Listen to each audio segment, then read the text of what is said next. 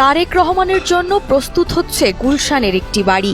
ধোয়া মোছা, রং করা সহ নিশ্চিত করা হচ্ছে সর্বোচ্চ স্তরের নিরাপত্তা। জানা গেছে দীর্ঘ 17 বছর পর শীঘ্রই দেশে ফিরবেন তিনি।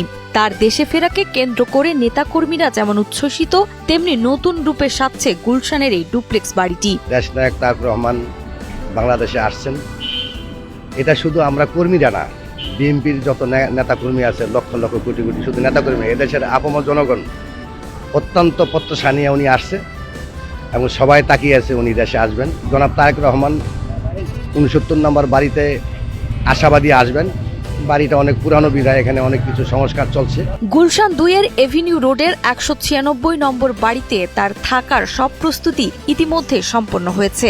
1.5 বিঘা জমির উপর নির্মিত ছায়াঘেরা এই ডুপ্লেক্স বাড়িটি 1981 সালে সাবেক রাষ্ট্রপতি জিয়াউর রহমানের মৃত্যুর পর তার স্ত্রী বেগম খালেদা জিয়াকে বরাদ্দ দেওয়া হয়। বিএনপির চেয়ারপারসন বেগম খালেদা জিয়ার মালিকানাধীন থাকা বাড়িটি সম্প্রতি তারেক রহমানের নামে নামজারি করা হয়েছে। বাড়িটি খালেদা জিয়ার বর্তমান বাসভবন ফিরোজার পাশেই অবস্থিত। আমাদের দেশনায়ক জনাব তারেক রহমান বাংলাদেশে আসবে, এটা স্বাভাবিক একটা প্রক্রিয়া। তো তার আশাকে ঘিরে তার সে যে বাসভবনে থাকবে, যে বাসভবনে সে বসবাস করবে, সেটা টুকিটাকি সংস্কার হবে, এটাই স্বাভাবিক। এখন পর্যন্ত আমরা যেটা জানতে পারছি যে ওনার যে 69-এর যে বাসাটা আছে, উনি ওই বাসাটাতেই থাকবে। তো তারপরেও পর্যায়ক্রমে আমাদের দেশনেত্রী বেগম খালেদা জিয়া, মাটি ও মানুষের নেত্রী, উনি যেই বাসাটাতে আছে, আমাদের কাছে এখন পর্যন্ত এই নিউজও আছে যে ভাইয়া এই বাসাতেও থাকতে পারে। একসময় British American tobacco Bangladesh limited এই বাড়িটি ভাড়া নিয়ে ব্যবহার করত। প্রায় 6 মাস আগে কোম্পানি বাড়িটি ছেড়ে দিলে তারেক রহমানের বসবাস উপযোগী করে এর অভ্যন্তর ও বাহ্যিক পরিবেশ নতুন করে সাজানো হয়। বাড়িটিতে নিরাপত্তা ব্যবস্থাও জোরদার করা হয়েছে। সীমানা প্রাচীরের উপর স্থাপন করা হয়েছে কাঁটাতারের বেড়া ও সিসি ক্যামেরা।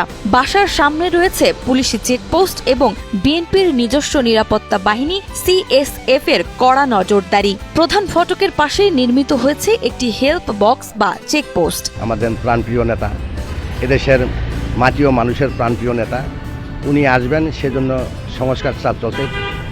তারের কাটা, সিসি ক্যামেরা, সর্বোচ্চ নিরাপত্তা দেওয়ার জন্য যা যা দরকার। কারণ আপনারা ইতিমধ্যে জানেন যে স্বৈরাচার পলাইছে, কিন্তু তার দোসররা এখনও রয়ে গেছে। তার দোসররা যে কোনো মুহূর্তে যে কোনো ধরনের নাশকতা চালাতে পারে। এই জন্য আমরা বিএনপির এবং এই দেশবাসীকে সাথে নিয়ে বিএনপির নেতাকর্মীরা ঐক্যবদ্ধ। আমরা জীবন দিয়ে হলেও তারেক রহমানের জন্য কোনো রকমের ক্ষয়ক্ষতি বা এরকম দুঃসাহস যেন করে না পায়, এটা আমরা সঠিক জবাব সঠিক সময় দিয়ে দেব ইনশাআল্লাহ।